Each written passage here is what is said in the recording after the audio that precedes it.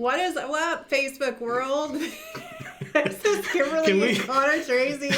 Can we try that again? Big Red SEO. I swear, like the past, 5 or 6 weeks, I've not been able to get the "What's up, Facebook world." I think it's since they moved to the premiere. Maybe, I don't know. It's like gunshot.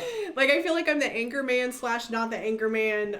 It is what it is. But hey, thanks so much for tuning in. Today is episode 100, so it's 100. I don't know about you, but I'm super, super excited that one, this is episode 100. Two, I'm an optimistic, but I did not think we would make it this far. I gotta be honest. Not that. So when we first started out, I think we said, can we try and do it for a month? Yeah. And then it became, well, can we do it, for the first 2 or 3 months, or can we get through summer? Yeah, I think it was like, let's try it a couple times. Okay, cool. Let's try it for a couple weeks. Okay, that was awesome. Because one concern that you always had, which Conor still has, which is totally legit. So this is very important if you're ever going to do video. One of his concerns was, how do we keep coming up with material, right? And so our first... That's a big part. So if you go back and you watch some of the beginning episodes of us in this Facebook Live, definitely a lot of raws, a lot of uhs and ums, more than now, probably. I can say that with video, the more practice that you do, the more comfortable you get. So if you are kind of video shy, camera shy, keep rolling through it. You'll eventually get comfortable. I mean, I still have my own issues with the start of our videos and trying to get, the share out on my phone and, everything else that goes on. Of course, the setup for the cameras, that drives me crazy at time. But today I got here 20 minutes early. He was super early today. Of course, I got here early too because I drove him. He forgets to mention that part. But yeah, you got here really, really early, and so there's a lot that happens behind the scenes, right? So I was working with a coaching client yesterday. Yeah, are we swaying? Well, we seem to have space. It's cool. Maybe we need space. Here. Maybe we need space. But anyway, we were chitter-chatting and we were talking about all the logistics that happens behind the scenes, right? So something that changed not that long ago was while we're live, I go through and I start to invite friends to come and watch and come and participate in the Facebook Live, right?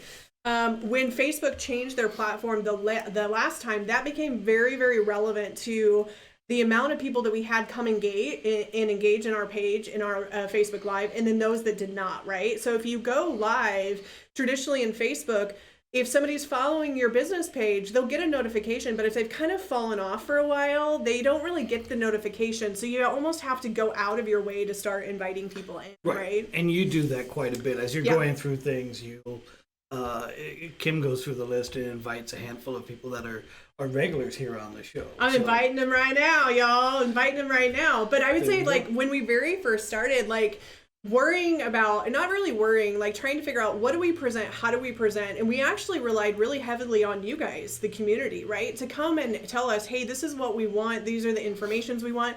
Some of the subjects became very advanced, and ironically, those advanced ones were the most popular videos out there, right? For us, we just say we love the advanced questions. We're going to push those more towards YouTube in the future and not necessarily Facebook Live. We love the Facebook Live to be more conversational based as well as helping people right here and right now, if that makes sense. She wants the banter and the fun stuff. Right. I want the stuff that makes Conor want to drink, right? Like that. Let's go. Well, there's two ways of that. One is either I'm having a good time or I'm having a bad time. One of the two. But either way, so today what we wanted to do with our episode 100 is kind of dive into some small stuff that you can do that can make a big change, right? Some of the material we've already covered before, but we wanted to just kind of play with you guys a little bit. And if you guys have questions or specific business questions, put them in the comments now. Now is the best time to get us. One, you have both of our attentions. We're live, right? You have one of our attentions, and then Kim turns around and says, Conor, that's for you. Go ahead. We're live, so we're happy to help, happy to jump in whatever capacity that we can. I think also, with this episode in particular, we can cover some of the things that, have got us to this point with episodes, whether it's the equipment that's going on, or the softwares that we're using, or whatever it happens to be. Yeah. All of that's an open book. So. Yeah, we're kind of open books anyway, but yeah. So Conor loves geeking out about the equipment. So Todd, thanks for joining. Casey's watching. Thanks so much for tuning in, guys. Welcome. If you have specific questions, put them down below or comments. But to start, what I want to do is start with a very, very important part in a website design. Drink. Like this, like, hold on, drink. Well, I mean, your website might not have a drink in it, but it might actually. And this guy well deserves a drink for his 100th episode of, what are you drinking anyway? Whiskey, for sure. This is Cut Spike again. Was that one of the gifts from a client? He gets whiskey from clients all the time. Whiskey and Snickers. And almond Snickers. Donuts. There's a difference. Yes, and donuts. Not donuts. Not donuts. Over there. And not the fake brand of donuts. It has to be donuts. Yes. Chocolate with the yellow in the inside. I went through withdrawals when I found out that Little Debbie was closing the factory. It was so bad. And then the chocolate donuts were also going away too, because Hostess was closing. Yeah. Something in there too. Yeah, that was an issue for me that week. Not as bad as this whole thing going on now, but it was about that. For me, it was almost the same. Well, I don't know. When I can't go to the gas station and get your donuts, it might actually get pretty bad. Right. I mean, you don't know how bad it gets until Conor can't get what he wants, especially with them being Irish. But today what we want to do is dive into an element that almost every single website has. And unfortunately, they miss the mark quite often with this, and that's the contact page, right? So on a contact page, from a business perspective, you have to decide, are you going to take phone calls? Do you want your communications to be via email? How do you want people to actually get a hold of you, right? It's very traditional for a contact page to have, this is the company name, this is the phone number, this is the address, maybe an email.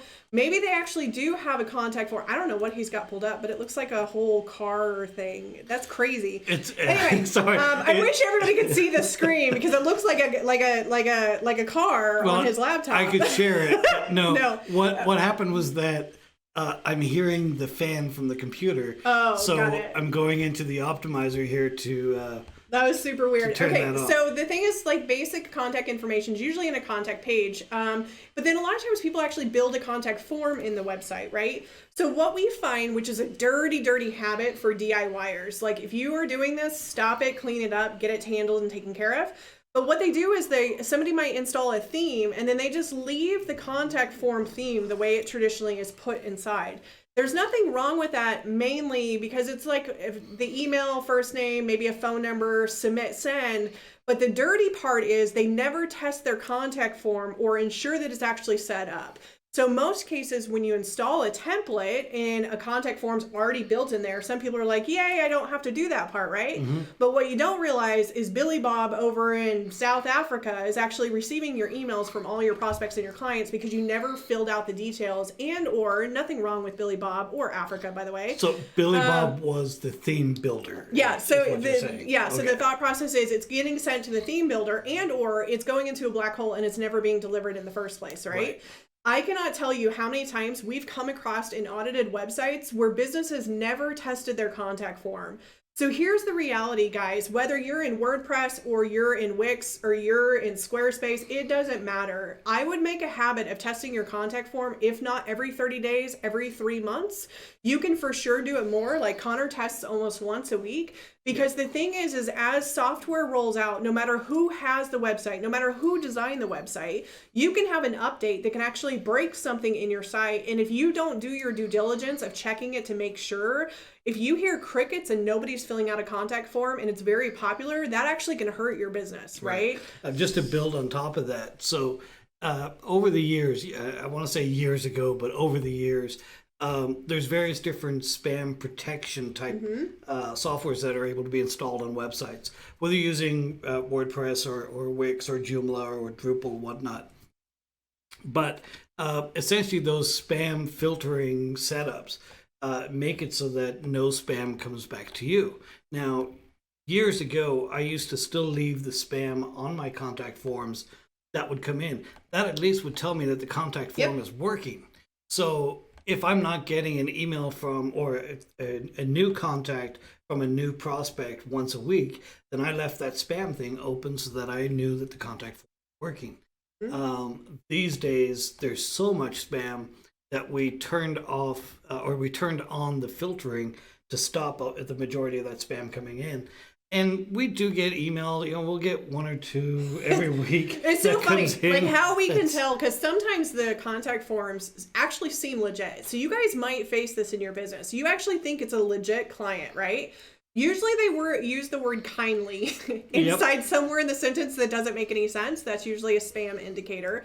Also, the other part is if it sounds like it's kind of scripted, then more likely it's kind of scripted. It's scripted. But it's okay. Like, say you get a spam and you reply to somebody and it winds up being spam and you figure that out. Okay, cool. Handle it. It's absolutely fine.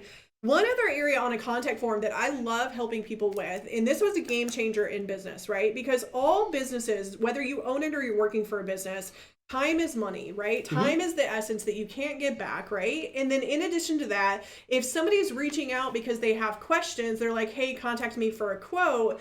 Yeah, that's a great lead and that's a great conversion or details, but why not get more information from there? So what we classify that is qualifiers, right? So in your contact form, you can actually create specific qualifiers like asking the question, what service are you looking for? And then having radio buttons or a drop down where they can select the material that they want. You can even go deeper in asking them questions. Have you utilized a service like ours before? Question mark. If so, what was your experience? You can ask something that people love is that you ask, what time of the day do you prefer to be contacted? Morning, afternoon, or evening? And that's especially good. When somebody on a contact form, a lot of contact forms, people ask for name, email address, phone number, and then the message field or whatever it happens to be. But if you're not planning on calling somebody back, then don't bother asking for the phone number. You're just wasting everybody's time. But if you do ask for the phone number, then have the caveat in there or the radio button of what time should I call, and maybe have a drop down there the preferred method of communication. So that's another question that we ask is, how do you prefer to be communicated with, right? Email, do you want text? phone number. Do you want email? Do you want phone number, right? We recommend not putting in person, not because of what we're in right now, but it's really hard to have an in-person conversation when you're very at the beginning of a prospect. Yeah, you can set a meeting, but you still need to be able to get a hold of them to figure out what time are you meeting, right? And with that, I mean, that can tie into other systems like Calendly. Calendar. I think they try to be so cool, but it's kind of weird to say. So with them, I mean, they can then set up automated meetings, whether it's with Zoom or Skype or Meet or a go-to meeting and all that kind of stuff. So it can actually schedule the meetings for you and people can select time slots. Now, that's all outside of a normal contact form. That's now getting into setting an appointment, which is a different kind of setup altogether. Totally different kind of setup, but why not ask questions? Why not have things where people can fill out? So that way when you do pick up the phone or you're sending an email, you already understand what they're looking for, or at least a general perspective, right? So if you wind up having 6 services that you offer, maybe you're a trades business, right? And you offer 6 different services all related to a house. Well, the challenge is that if you actually don't ask them what service, how do you know what hat you're going to be wearing at that time? Now, most salespeople can bob and weave. I'm not saying that at all, but why not gather the information? Like, how did you hear about us? That's an excellent question to ask on a contact form. Not only is that great information, that can actually feed in figuring out what part of your marketing is actually working. Did they find you on Facebook? Did they see a truck? Did they hear it from a friend? Did somebody refer? Who's the friend? I don't know. So the thing is like at the end of the day, like why not utilize the contact form to ask more information or to ask more details to make your job easier, right? And then it takes the edge off. But here's the cool thing that happens whenever you actually do qualifiers in a contact form, you figure out who the tire kickers are, because the tire kickers are not going to want to fill out the details and the information. Well, yeah, spam might put stuff in. You already know based on how they fill out the form, is it spam, yes or no? And boom, you don't have to deal with that. And so talking about spam. So there's a couple of things I do. One, I have an IP lookup within my contact form so they can tell me from where that IP is located, whether it's in the US, what state, or even down to what city that might be coming from. Mixed results on that because people do use cell phones and that runs through big hubs and whatnot. But certainly when it's talking about out of country kind of stuff, then that opens that information. So we know what's going on, the higher percentage of spam and so forth. Right. The other thing that we put onto our forms is a Captcha. Yeah. And you've dealt with a Captcha before. They have a free version and a paid, so FYI. Yeah, there used to be and it's still on a lot of websites, but you go to a website and it says there's a checkbox for "I am not a robot," and then you get that part wrong, and it says click all of the school buses. Yeah, all the school buses all the traffic or all lights. the stairs. So Right. it gives you pictures, and you have to pick all the pictures that have the thing that's included. And it's not that a robot can't do that. It's not that there's not AI out there to actually get around that. There is. Yeah. But the majority of people don't have that technology. Right. So using a Captcha kind of weeds out a lot of the automated systems, a lot of the scripts and programs that run and stuff like that. So having a Captcha on there is going to take care of that. The new versions, we use Google's Captcha. You go google.com/Captcha. We use the version 3, which basically means it's just a checkbox to say I am not a robot. Yeah. And then it looks at your browsing history. If you're logged in as a Google user or you're logged into Gmail and stuff like that, then you would never even get the prompt to say I'm not a robot. It just happens automatically. So you've already validated yourself once. So therefore you're there, right? You don't have to do it again. So, and then there's other plugins. I mean, we use stuff, Contact Form 7. We use Elementor for some of our forms. Yep. We use HTML just for some of them also. But there are other ones out there like Gravity Forms and Ninja Forms. Yep. Again, those are just WordPress plugin ones. But using those, they do have the Captchas built in, and it will stop a majority of spam. WordPress has their own one on top of that. It's another plugin, and it's called Akismet. And basically with that, there's a free version and a paid version. So the free version, which is the default that's out there, is to be used on personal blogs. Right. But the moment you are a business or making any kind of money from your website, you should be paying them, and it's $5 a month. Yeah. A lot of people don't, but Here's according to my the deal. licensing, it says you should. A little bit of recommendation. If you're running a business, it's okay to want things for free, but make sure that you honor the people that are actually putting the skill towards actually participating in building something for your business to use. So we've had conversations with our clients who are like, oh gosh, I don't want to pay $5 for that thing. But here's the deal. How could you ask people to pay for your service if you're not willing to invest in other people and their skills for their service? Right. Now, I can take you to church on that, and I'm not going to. That's going to be a totally separate issue. But my whole thing is like, if something works in a website and it helps to be able to alleviate and you're using the tool, why not pay for it? Now, the other caveat, I also believe don't fix it unless it's broken, right? So if the free is working for you and you're not experiencing anything, cool. But if you're bitching and complaining that you're getting a shit ton of spam, then actually up to the professional so it actually does what it does. Don't curse the person for the free version that's not doing it to the full capacity that you want, right? We've got Kelly here. Hi, Kelly. I'm just drinking coffee, not whiskey. I'm going to simmer down. Hey, Kelly, how are you? Kelly says she uses Gravity Forms. It's a great system. Yeah. They do have a free version and a paid version, if I remember right. Yeah. I just haven't used it a lot. They had a great interface for drag and drop and being able to create forms very easily. So yeah, hey, thanks for coming. Anything that you could drag and drop, man. Like we're big fans about that. So to shift from the contact form, because I feel, do you have more to add to that? I have one other thing. So Kim was talking about making those payments and stuff. I have a handful of plugins that I use that it's a lifetime purchase. You pay and then you own it for life.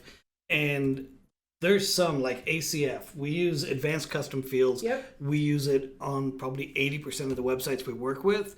We love the software. We want to make sure those developers continue to do it. We do have the agency license, which allows us to put it on unlimited websites. But every year I still go in and I pay the $200. Yeah. Just so that they continue to get money. I'm still using it. We're loving it. It's working awesome. But I don't want those developers not to get paid just because of their own licensing setup that they had from years ago. We're big on that, right? So like that's just how we roll the business, and we actually just write it off as an expense. It's a software expense that we utilize, right? So contact forms is one area that you can actually step up the game if you're not already doing that. Here's the other thing too, is if you prefer phone conversations, don't put a contact form on your website. Just have your phone number and just be done, right? It is really tacky for a website to have a contact form and not answer it because they don't want to. They prefer phone calls. So just don't put it on the site, right? It's okay to not have it. Even if it comes inside the design, there's a way for you to delete that outside of the design and just to have people call you, right? That's what I say. I can't tell you how many times I've come across prospects that are like, oh, I don't answer any of those contact forms. I'm like, oh, why are you bitching that you don't have conversions if you're not actually taking action on the contact forms? With blog comments. If you're not going to respond to the blog comments or all it is just spam, close it down. It's no longer valuable from an SEO perspective to have blog comments. So just toss it. If you're not going to be interacting with people, get rid of it. So since we're actually on episode 100, I actually wanted to briefly talk. Yes. Oh, I see. If Kim was going to give me permission to go into rant mode. No. Since we're on episode 100, I talked about this a while back, but I want to bring it back because I feel like now in the relevant times, it makes more sense to just kind of like talk about it just briefly. If you are wanting to run your business as a heart-centered business, and what this means is you're stepping in for service of others. Yes, you're getting paid your value and your worth. Yes, you're making a really good living. Yes, you have integrity for your clients as well as you're trustworthy. Eliminate attempting to spam people and or marketing based on fear base. So like right now, Conor and I are watching the weather when it comes to marketing, right? We're watching people and businesses and how are they acting? How are they reacting? What are they saying? What are they not saying? We've had some situations where we've kind of cringed in the messaging and the way that the business has shifted, not our business, but other businesses have shifted to kind of lean into the fear-based. And we're like, to even build on top of that, there have been emails that have come into my mailbox that based on the fear angle that they're using, I probably will now never buy a product from them. Yeah. Because I have no interest in doing it. There was a cookie thing you posted. Oh gosh, there was a cookie, and it's a brilliant cookie company they absolutely love. But they created cookies that had all the stuff that's going on the cookies, and I was like, why would you do that? I know humor, I know it's there, It's humor, it's funny. However, so if you think of it like a medicine bottle and it's got the RX thing on it, it says take 2 daily or whatever take it was. 3 a day. Seriously? Like at the end of the day, like I looked at it, I was like, unfollow the page, I'm done. I can't do it, right? Now this is based on us and our preference of run our business. What? Never mind. Keep going. Sorry. It's based on us and we run our business heart-centered. So what that means is what you see now is what you get when you work with us, right? Like we're not here to twist somebody's arm to work with us. We're not here to implement fear. If you don't get our service, then your business is going to fail. That's not how we work and that's not how we operate. Mm-hmm. At the same time, we don't spam you intentionally. We're not going to send you stuff that's not going to be relevant. Now, caveat, I might actually send you something that's not relevant to where you're at in business right now, but the intention is not to spam your inbox, right? Like that's not what we're about. If you decide that that's where your business is and you really want to lean into being authentic as well as providing a service or a product that the other people your clients can really enjoy, then eliminate the fear conversation. If you are feeling a little bit wobbly in your fear, like you're in fear now, this might not be the time for you to write content, right? Based on your service. Maybe you need to get into a space where you feel a little more free or you feel a little more strong before you actually start to implement certain stuff.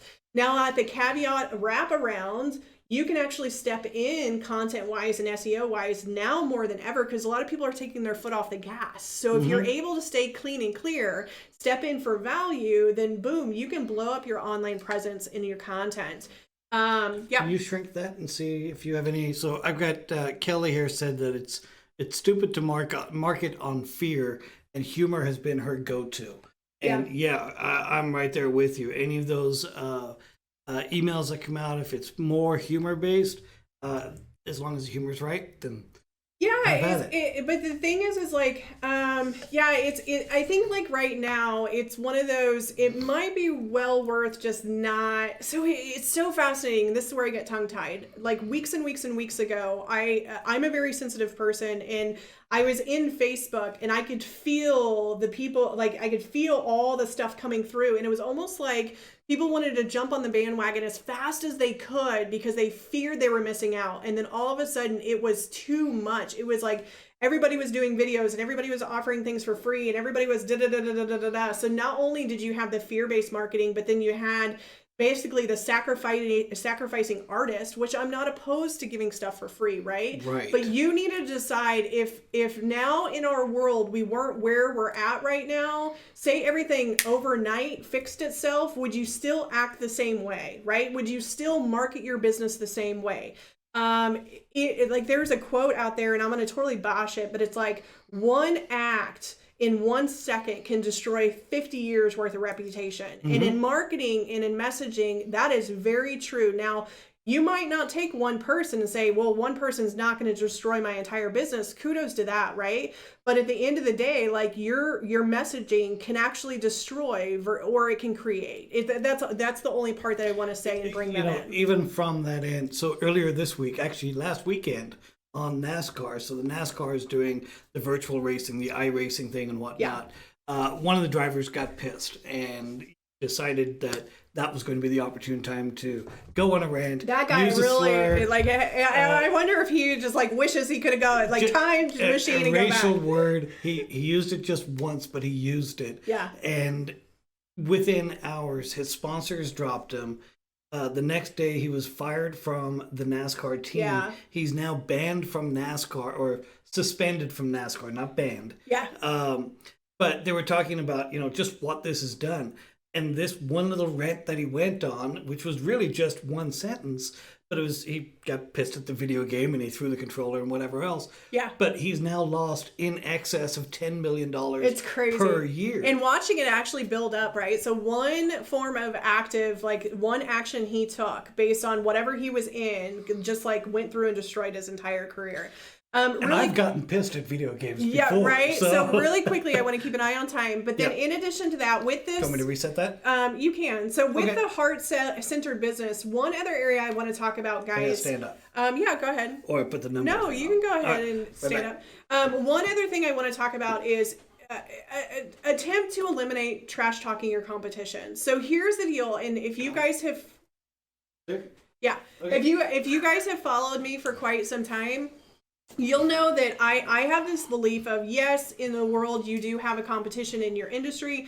However, nobody is going to be you. Nobody's going to offer service the way that you do. Nobody's going to offer skill the way that you do. Yeah, you might have a product that's very similar, but how you step forward and provide that product and how you sell and how you service that product or service, that can't be touched by somebody else. Yeah, somebody can try to copy you, but you can tell the difference between somebody that embodies what they do and the passion that they have versus somebody that's just going through the motions. And it's not to say that the person going through the motions isn't going to get a sale or a deal or have a successful business. They very well may be. But at the end of the day, like, you're more likely not going to want the same client that they have, right? So I always say in times, whether we're in something that's a new territory or not, don't trash talk your competition, right? Like just by doing that, you're actually taking energy and you're throwing it towards the competition. So just eliminate it and just stop it. Instead, what I have whenever I'm working with clients is I have them just give true appreciation for the industry in general, because if the competition's growing, that means you have an opportunity to grow, right? So if people are buying from the competition, whether they're worth it or not worth it, that means you have the opportunity to onboard new clients. Does that make sense? That means from an economy standpoint, somebody's buying something somewhere. And if for whatever reason you don't agree with a service or how they do that, step in and show how you're different and how you're actually going to do it. Like, the one thing that was really important for me with Big Red SEO when we launched was I was like, I want to shake up the industry and say, one, a female can run this industry and run this business, right? Two, we can get paid our worth and not feel one damn bit of guilt for it. We're good at what we do. We do the education. We help our clients grow, but we're also very clean and clear clear on who our clients are. If our clients are not willing to learn or they're not willing to do the education, and with that caveat, I understand they're running a business, but they have to understand some element of what we're doing, then we're not going to work with them, right? They don't need to understand code. I mean, let's not go down that road. It's not that. It's just that if, like from an SEO perspective, if we're doing certain things, we want certain things a certain way on a website, we'll explain why it is we want it done that way. Yeah. This way, when the client is then implementing their own stuff, they follow that same path. So it's purely from a marketing end of things. And really quickly, like we totally take the reins. So we do the SEO, we do the website design, or we'll teach people to do the SEO and teach people to do the website design. That's not it. But what I can tell you clean and clear, and I've had this situation happen. Somebody walks in and says, hey, I want to write you a check and I don't want to talk to you. I just want you to do the work. I send them out the door because I'm not interested in having somebody just write a check, hire us, and then us get our ass chewed out when expectations aren't met, right? We want somebody that's going to sit down or get on a video or a phone call that really genuinely wants a partnership to work together, because the thing about marketing is whether things change or things don't change or things stay the same, every business is different. Every marketing campaign is going to be different. So take what you need to learn, be open to ask questions, and then also look for partnerships that you want long term that are willing to grow with your business. I think that's a good point. One of the things, my pits are on fire, y'all. One of the things that we look at a lot is that not necessarily recurring business, but the ability for recurring business. Yeah. Having somebody come back to us a year, 2 years, 3 years later and saying, hey, I'm stuck in this part. Can you help? Yeah. And we dealt with that just, 2 weeks ago? Yeah. We had somebody call us up and say, hey, I'm really stuck right here. I've got everything else figured out. This little part doesn't work. What do I do? Okay, well, let's dig in. And, we've got Kelly here, and we chat back and forth from time to time. We're in different graphic design groups and stuff like that. And everybody in those groups help each other. Everybody runs into a point where they don't know the answer. Yeah. And being smart enough to know that you don't know the answer, and that's the point. And I would say, like, one of our clients, we had a casual, very candor conversation a couple of weeks ago, and it was like, it's okay to not know the answer, right? It's okay to not know and say, hey, I'm gonna have to go look into this, let me get back with you. Then try to trip through your words and say that you know something that you don't know, and then all of a sudden you're stuck in a lie, right? Here's the other element for this, where I'm just gonna drive this home, is since we know who our ideal client is, and we know the exact service that we offer. So what I mean by the exact service we offer, we know our zone of genius. Could we do 50 other services and rock the hell out of them? Absolutely. But we have 3 that we do really, really well that truly are our zone of genius. It's SEO, pay-per-click, WordPress website design. We actually had a prospect call us this week that was in a different shopping cart, right? You can say it. And no, I'm not going to say it. You're not going to say it either. Different shopping cart, and they were wanting to grow their online presence. And just by us being straightforward and saying, hey, we don't work in that platform. We're experts over in this platform. This is our zone of genius. But by the way, we can give you a couple tidbits of 3 things that you can go and fix right now in the shopping cart that you're in to help your online presence grow, by us leaning forward saying very truthfully, hey, we don't work in this platform. We only work in this one. We're not going to be able to take you on as a client. However, let us help you get the right way. So when you do find the resource, you know how to articulate and use the right language to find the partner. I be damned, she turned around by the end of the phone call and said, what's the price to convert to WordPress? Right? We were not even looking for that. It wasn't the intention. It wasn't the plan. But what I'm trying to say is that whenever you're truthful and you're honest and you're really aligned with who's your ideal client, what is it that you offer, just speaking the truth of what you can do, but then also leaning forward to add value, because that's our core mission, then what happens is anything, new clients can come, they can convert, they can do different stuff, if that makes sense. So I think I pretty much sent that one home. So I don't know why somebody's got a frowny, sad face. And I think you actually, I don't know what happened. That's my mother-in-law. So I don't know why she's crying, but it's okay. Okay. So another area that I want to chat about real quick is content ideas. We have people come to us all the time asking, hey, how do I come up with content? What do I put in my blog? Yada, yada, yada, et cetera, et cetera. There's multiple different episodes that we have in the past, but one gold mine that I want to say, no. So one thing that I want to say, he's over here sweating because he wanted to say the name the whole time. So the fact that somebody else got to say it, he's super happy. Thank you. Okay, so the thing is if you're going to create content, your existing clients and the prospects that walk through your door are the perfect area for you to figure out what new content you can create. So if you have people asking questions, it might be a one-off question or it might be a common question that you get asked all the time. That's perfect content that you can actually utilize. Now, how you take your content and you explode it is you create a blog article with a question. You also create a page with frequently asked questions. You put it in your Google My Business profile. You maybe create a video based on that question, because here's the deal. Some people are readers and then other people love to watch videos. You could actually do a Facebook Live about the question and answer for those that have not found you on your website yet. So there's multiple different layers, but the point of this is to tell you that your existing clients and your prospects are the ones that actually have your questions. It's not that you have to come out of the moon with a question, but you might. This guy figures out new ones in the backyard with a cigar and whiskey. Right? I do my best thinking when I've got a cigar and or on the golf course with no notepad. Yeah. It used to be, so years ago, I used to do long drives, and I would just get in the car and see how far a road goes before it ends. And I used to do that when I lived in LA, and I've done that a little bit here in Nebraska. But you get on some of the roads here in Nebraska, and it doesn't end. It just turns into a dirt road, which goes to a field, and all I say is, get me out of here. But having those times where you're just able to break down from everything else and just have that alone time to be able to think, the alone time's great. That. So like in the creative, like creating space for that time too, right? But the thing is like with content, you're going to have what you classify for sure, evergreen content. So that's the content that's never going to expire in your business, right? That means if it's a process, a service, if it's a technical term. So like for us, evergreen content would be SEO. What does SEO mean? Like, we didn't create that term. That's a term that's out there. One day it might change because it's been trying to change quite a bit. However, it has not yet, right? There's going to be evergreen content for your industry, for your business, for your processes, right? So each of these break out to different avenues that you can create content. And as you guys know, content is king with SEO, but here's the caveat.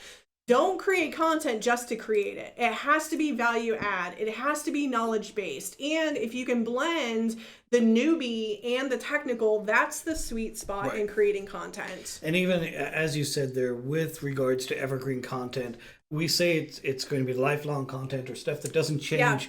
Doesn't change regularly. We have a client of ours that we work with that does sustainable clothing or sustainable materials for clothing. And so she has a whole thing on there about how it's sustainable and why it's sustainable and the makeup of it. That's not to say that a year from now, they might be using a different sustainable method. Yeah. But this is the one they're using right now. This is where they're getting all their stuff. So when you're dealing with evergreen content, it's stuff that's, certainly a year, 2 years, 3 years worth. Yeah. And that'll help your SEO ranking grow overall. Right. So, yeah. The other, you'd mentioned about putting frequently asked questions and stuff like that on your website. Once you do that, you can start using schema markup. It's coding for the back end. It helps the search engine understand what's going on. That can all now start to show at the top of Google and give you even more clout, more rankings, things like that. So the thing is like the frequently asked questions or question based with content is super powerful, especially now, because there's a bunch of shit out there. That's the easiest way to say it. There's people that just created content, especially in the SEO world, because somebody said to create content. They didn't really put 2 words of thought to it. They just created it, pushed it out. Maybe something else. It was really popular back in the day, but it's becoming popular again, is those softwares that just write content for people. Like the search engines can tell the difference between somebody that actually wrote it or a software that wrote it. And even though the software can do a high grade, it's different, guys. Like you need to have the language of your client as well as feeding the search engine. It's got to be a blend of two. It's not one or the other. So if you've got content in your website that's written for a search engine, you are missing the boat completely. With all that said, I showed you a paper, 2 weeks ago? Yeah. It was an advanced AI that Google has built, and basically it was using scripting and Python and stuff like that that could actually read an entire page and then summarize that down into 2 or 3 sentences. Yeah. And it was really cool what it could do. But it's so advanced that 90% of people will never be able to use it. Yeah. I would even say 99% of people won't be able to use it. Yeah. But a place like Amazon, when you're reviewing books and grabbing segments, yeah, they'll probably implement something like that. But as Kim said, when you're writing your articles now, don't use the automated systems because they're cheesy. They don't work. Yeah, they don't. Like, I remember whenever we very first started this game, Conor's been doing SEO for gosh knows how long, a long time. Too long. But for me, I've been 9 to 10 years in this game, and I have seen anything and everything, especially when I go and audit websites. Like, it's pretty fascinating, and I can pinpoint immediately. So again, our ideal client are those that want to step in as an industry leader, right? They want to be heart-centered. Maybe they don't. Maybe intuition and heart-centered is not your jam. However, what you could be is maybe you are just good character and maybe you're trustworthy and of integrity, right? That's a different way to say heart-centered. Right. But with this episode, we really wanted to come forward with several different areas that you could actually apply no matter where you're at in business. So if you're just launching or you've been in it for a while, go through and do these things. Go through the contact form, test them, right? Figure out where can you add more value? Where can you look at it? Guys, we have 100 episodes, and a majority of them are on YouTube. I think you're still loading some up from previous episodes, but this stuff's filled with data. It's filled with knowledge. Well, you can get to it all on Facebook. So if you go to facebook.com, you see a wall of videos. /BigRedSEO/live. Yeah. That will show every video we've done live on our business page. Crazy. That's crazy. Every one of them. Yeah. Including some with the webcam that we first started with. And I think that's kind of a good thing. You know, you don't have to, when we talk about videos, you don't have to go out and buy a 4K camera and start doing that and have lightings and have, the softwares and all that kind of stuff. You don't need all of that when starting out. You can start with a webcam. You start with your phone. We started with our phone. So really quickly, if you go and watch our Facebook Lives, you might not see the beginning episodes because those were actually, we tested and started on our personal page. So we started on a personal, switched to business, switched back to personal, and then switched back to business because we were testing to figure out where do we get the most exposure. But here's the deal. You can use your phone. And then we went, I was talking to a client yesterday. We switched to Logitech, and then we actually switched to a professional camera. And then we switched to a professional camera with some kind of tripped out lens that Conor likes. And now there's another one on its way. And then microphones on its way. Microphones on its way. But you don't have to do all of that right out the gate. You can for sure start with what you have. Start with your cell phone. Here's the deal. Whether you like to be on video or not, video's kind of where it's going. Content will never go away, right? But video gives you the opportunity to create the full experience of what somebody can experience when they hop on a phone with you, when they communicate with you via email, right? They can figure out what is your tone, what is your demeanor, what are you here to offer. You might stumble a little bit and kind of get used to the words or how you're doing stuff. However, I can say video changed our entire business. I can say that. Yeah, definitely. I look back at some of the videos that I've done just on my own, dealing with technical things. And there you go, that in there, and then all of a sudden you hear a fuck over another room. That was Conor. He's like, shit, I can't get it to work. I went through. We need to make a blooper reel of all those. There was a video that I did that it was maybe, by the time I was done, it was maybe 3 or 4 minutes. Yeah. And the recording, the actual stuff that I had done was between, I don't know, probably 12 and 15 minutes worth of stuff.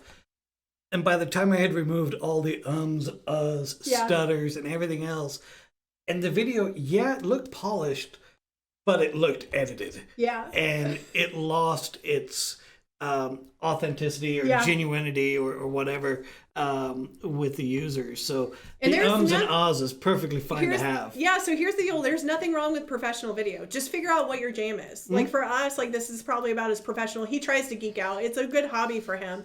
But we like the rawness and we like the banter and we like the live versus a scripted. I got a 15mm pancake lens on this camera.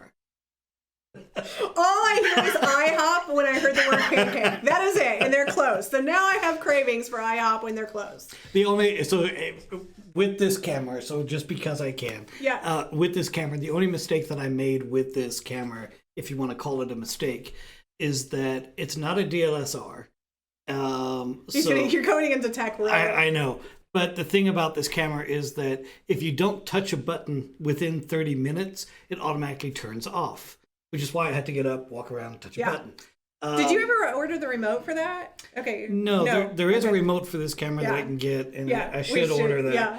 I put them live. So did you order that? Because your boss told you to order that. No, he didn't order it. I ordered microphones. Yeah, you did. Yeah, so we have the good microphone here, but it picks up a little bit more echo than what I want. He has this thing where he asks, "Hey, boss lady, can I be approved to buy this expense?" And I say, "Yes, boss man, go buy the expense." And he's like, and he doesn't buy it right away. 2-3 months. 2-3 months. And more then he research. Then he brings 6 more other ones to me of all different budgets. And I'm like, I already approved one. Just go. And so that's the cycle of behind the scenes. And I wouldn't say it's even, I don't want to say it's not expensive. It was $50. Yeah.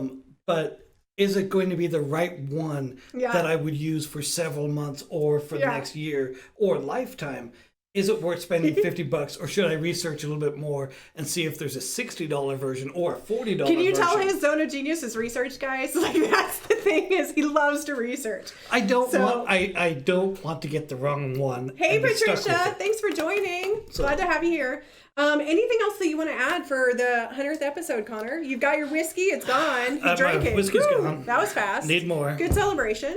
Good celebration. No, doing this now for almost 2 years. I mean, we've got it. I wouldn't say we've got it figured out, but we've got it down. Well, Facebook might change something else. Like that one really threw us for a screw cap. Yeah, Facebook changed, I think 3-4 weeks ago. They changed their broadcasting end. Yeah. Certainly the lighting here this week is better than last week. It was a little bit more orange. So we tweaked on that a little bit. Tweaked it out. That's what it's all about. Bottom weave. Flexible. I don't know. Thank you for joining. I think Karen's on now as well. Patricia, Karen. Yeah. Well, hey, thanks so much for joining us, guys. If you have any questions about this episode, feel free to put them down in the comments below. We'll monitor them for sure.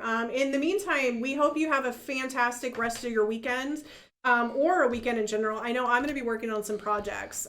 We had some amazing snow yesterday, so it's a good time to bundle up with a nice fire and work on some website design. So. Yeah, we definitely got snow yesterday that was unexpected. I love the fact that you checked out. He's not working this weekend. He thinks he's not working this weekend. I might work this weekend. No, if I do things right, I've got a couple of projects I got to square away tonight. Yep. And then Kim will make me work on the rest of the weekend. I was going to say, he might be working. If I want food, I've got to keep working. All right, guys, have a great day. Thank you so much for tuning in live or replay. Catch us on Twitter as well as Facebook and YouTube.